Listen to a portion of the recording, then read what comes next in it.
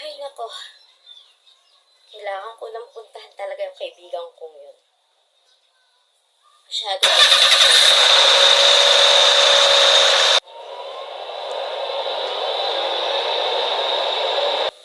Ito na kaya yung bahay ni Karen? Teka lang. Parang wala namang tao eh.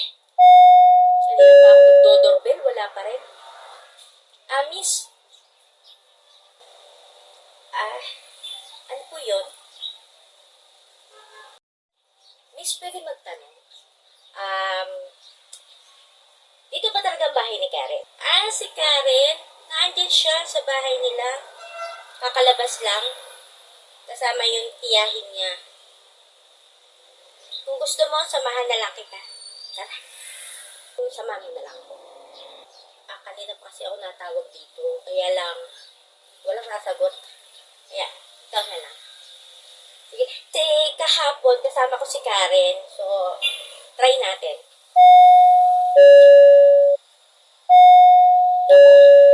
Mukhang wala pa yata ang tao dito Pero andito si Karen kanini. Ay, balik na lang kaya tayo mamaya. Tara na.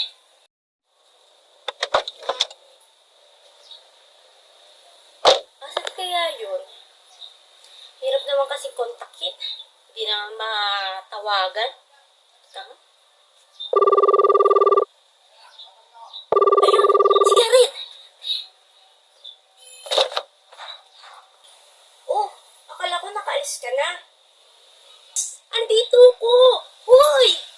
Si Karen nga yun Bakit hindi ako nakikita? Puntahan natin. Oo nga, no? Mag-doorbell ka kaya ulit. Tara. Karen! Pinaghahanap sa'yo.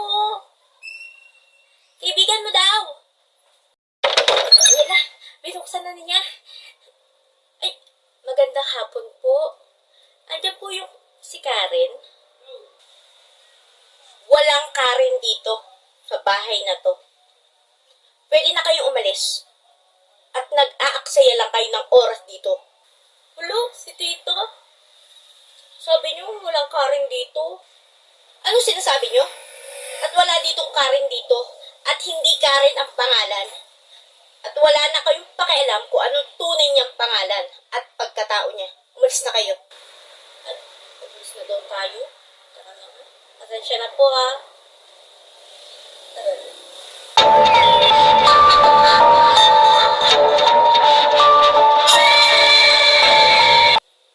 Hoy, nakikita mo yun?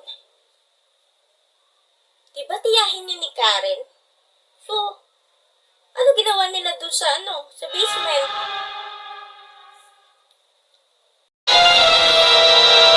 Si Karen yun Duguan? Ano ginagawa niya sa kanya?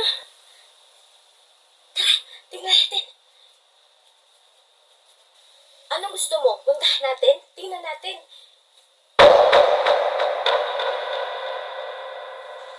Si Karen nga. Ano ginagawa niya doon?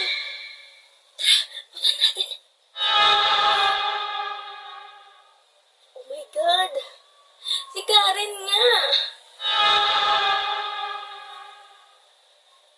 Anong ginagawa niya dito? At ano to?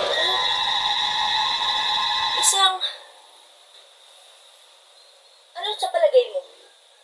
Basement ba yan? O taguan ng bangkay? Isa to, secret door. Ano?